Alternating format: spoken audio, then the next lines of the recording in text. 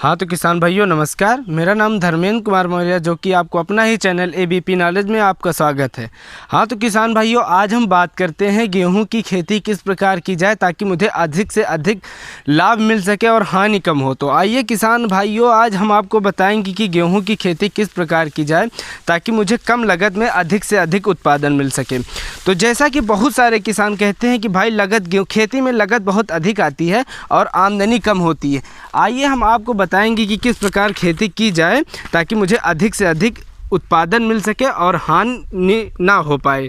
और तो जैसा कि हम बात करते हैं गेहूं की वनस्पति की नाम बात करें तो इसका वनस्पतिक नाम टिटकियम एस्टिवम है, जो कि कुल ग्रेमिनी कुल की है। अगर हम बात करें गेहूं की बीज की, तो सबसे पहले गेहूं की बीज की बात करें तो जो कि हमारे पास हम अब की बार गेहूं की खेती बौनी किस्म लगवाए हैं। जो कि बौनी खेती की किस्म की बात करें तो सुजाता जो है कि बहुत अच्छी वैरायटी है बौनी किस्म के लिए, बहुत नंबर 1 की वैरायटी। इसके उत्पादन बहुत अच्छा मिलता है। और इसके बाद हम बात करते हैं गेहूं की प्रचलित किस्में, जो कि बहुत सारे किसानों के पास यही होते हैं कि जो प्रचलित हो। किसाने यही कहते हैं कि प्रचलित किस्म हो, मतलब कि जो विख्यात किस्में हो और वो हमको दें ताकि जो लगभग अच्छी प्रकार से हमें उत्पादन मिल सके। तो उसके लिए किस्म है राज 3765। ये पछेती किस्म है, बहुत बढ़िया किस्म है। अब हम बात करते हैं इसकी जलवायु के लिए। इस राज जो किस्म है इसकी जलवायु क्या होनी चाहिए, तो सबसे पहले हम बात करते हैं ये ठंडी एवं नमशीतोष्ण जलवायु के लिए होती है। इसका टेम्परेचर जो होता है लगभग अंकुरण के लिए 20 से 25 डिग्री सेल्सियस होता है। और इसके उपयुक्त तापमान वृद्धि और विकास के लिए 16 से 20 डिग्री सेल्सियस बहुत अच्छी मानी गई है। और इसके बाद हम बात करते हैं बीज दर। अगर गेहूं की बीज दर की बात करें तो सबसे पहले तो इसके लिए बुआई पर निर्भर करता है कि आप किस प्रकार बुआई करते हैं। उस प्रकार अगर जिस प्रकार आप बुआई करते हैं तो उसी के एवरेज मिला के बीज का चुनाव किया जाता है। लेकिन अगर मिनिमम देखा जाए सामान्यतः बीज की बुआई के लिए लगभग 100 केजी प्रति हेक्टेयर ज़रूरत पड़ती है। और इसके बाद हम क्या बात करते हैं बीज और फिर बुआई का समय।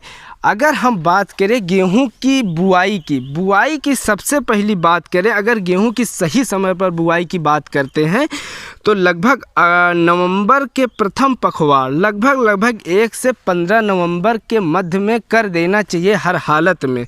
अगर पछेती बुआई की बात करें तो 15 दिसंबर तक पछेती बुआई कर देना चाहिए। अब हम बात करते हैं बुआई की विधियाँ।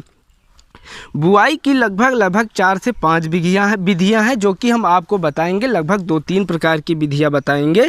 एक है सीड ड्रिल विधि है और दूसरा है बुआई छिटकवा विधि, जो कि बहुत ज़्यादा प्रचलित है। अपने यहाँ जो लोकल के किसान होते हैं जिनके पास थोड़ी खेती होती है, ये सब बहुत अक्सर करते हैं, खेती छिटकवा विधि से बुआई करते हैं। उसके बाद करते हैं बात बीज उपचार की। सबसे पहले अगर हम बात करें बीज की उपचार के लिए तो हमको 3 प्रकार के रसायनों का प्रयोग होता है।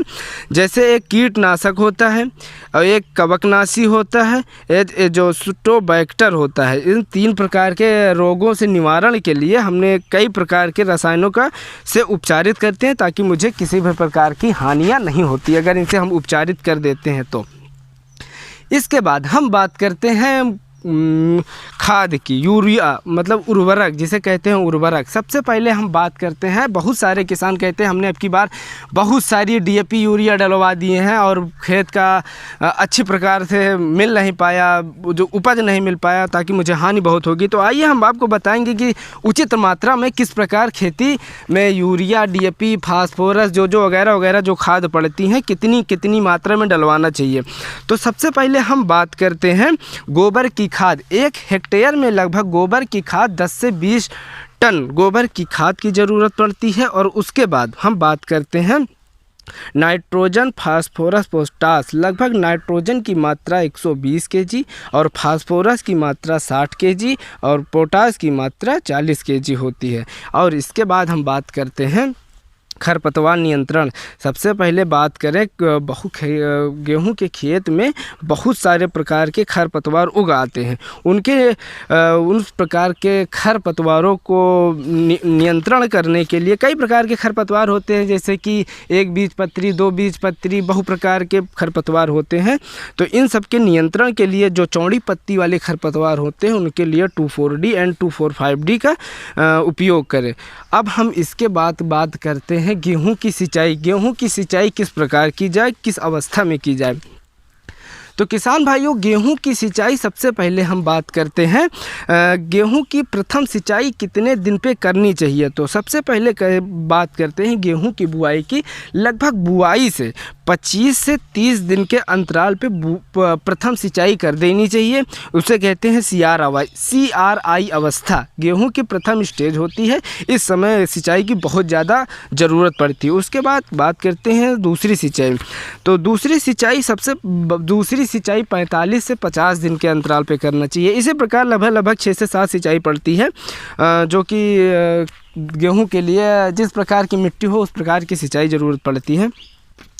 तो और उसके बाद हम बात करते हैं कीट। अगर गेहूं में कीट की बात करें तो बहुत सारे प्रकार के कीट लग जाते हैं, जैसे सैन्य कीट, दीमक एंड झुलसा और इस प्रकार के सब खरपतवार कीट लगते हैं। इन सब के बचाव के लिए कई प्रकार के रसायन हैं जो कि खेत में प्रयोग करने से हमें नियंत्रण मिल सकता है। उसके बाद बात करते हैं भंडारण की। अगर हम बात करें सबसे पहले पौधों की कटाई की कब की जाए, जब हमारा पौधा पूर्ण रूप से पक जाए और सूख जाए तो उसको हम कटवा दें। और उसके भंडारण की बात करें तो भंडारण जब लगभग कहते हैं कि जब फसल में लगभग 18 से 12% नमी हो तब उस समय हमको भंडारण कर देना चाहिए। तो हाँ किसान भाई, अगर आपको हमारी वीडियो पसंद आ रहे हैं तो लाइक, कमेंट एंड सब्सक्राइब ज़रूर कीजिएगा। तो किसान भाइयों